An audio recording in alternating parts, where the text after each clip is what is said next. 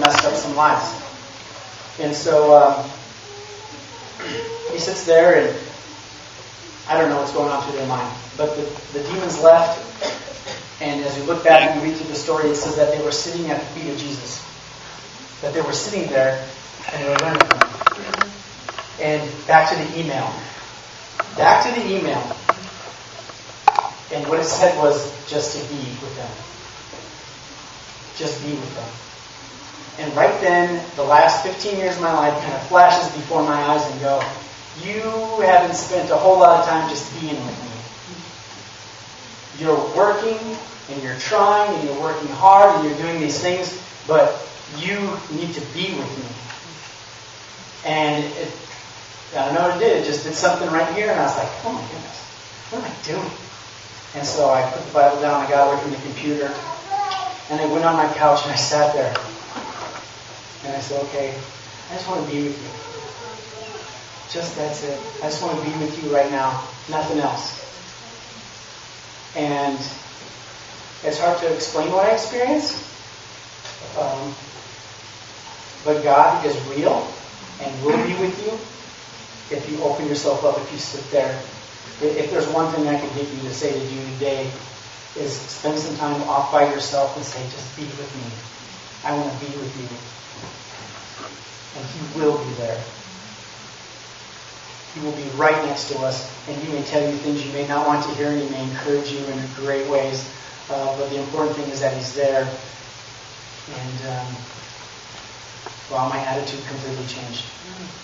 Completely changed. I thought I was happy before. I mean, these guys who were in the position that we're in, the predicament that they were in, I bet they were so relieved and they were so thankful to be in that spot where you really don't have any more control over your life. You're doing things that you wouldn't, a sane person would normally do, and now to be completely free of it. They were so happy. So happy. And I think they were just happy because they were with Him. And I'm reminded that if we draw near to God, He will draw near to us, and the devil will flee, right? It's just that simple. That the devil will flee. And I picture in my mind angels coming to help out. I mean, all these visuals, because it's hard to just remember that. But you see, you go, He has no place in our lives. No place for us in our lives in that. And so they're there, and He tells them, well, they say, I want to follow you, I want to go with you.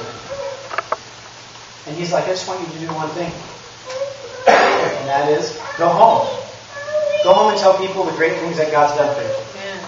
Go home and tell people what God has done for you. That's it.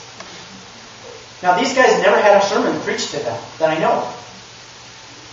He wasn't there giving them long sermons. They didn't set the Sermon on the Mount. They weren't following him everywhere he went.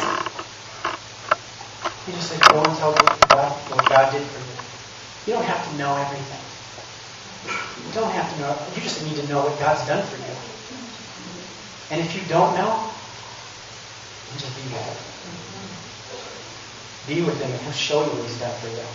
He'll come to you in a way that's amazing and personal, full of love. That morning, as I sat there, it was just basking in it. Early now, it's starting to get cooler in the morning here, right? But then as the sun comes out, if you stand outside, it's like, oh, that's good, right? That's what it was like.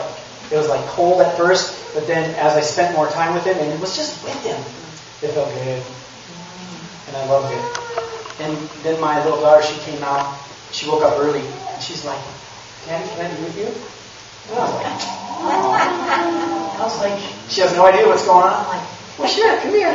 And so she comes over and she gets into the blanket and we just snuggle there on the couch. And she falls asleep. That's nice. I think that's what it's like to be with Him. Amen. Who cares if you fall asleep? Just be with Him. Relax. Put a smile on your face and say, okay, I'm ready for whatever you want to do in my life. Just be with me. Just be with me. And so these guys go back home. He leaves and they go back home. And it doesn't stop there. You ever hear someone that has a great testimony? Right? I remember Durbin getting up here. Yeah, Durbin.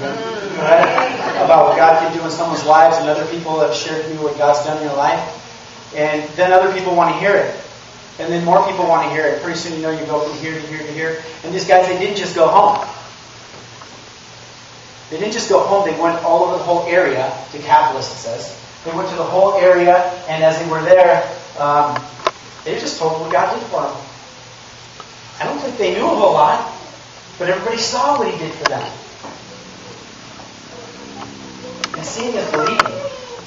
Really, isn't it? Seeing is believing. What God is doing in your life. Show me what He's doing, and I'll believe it.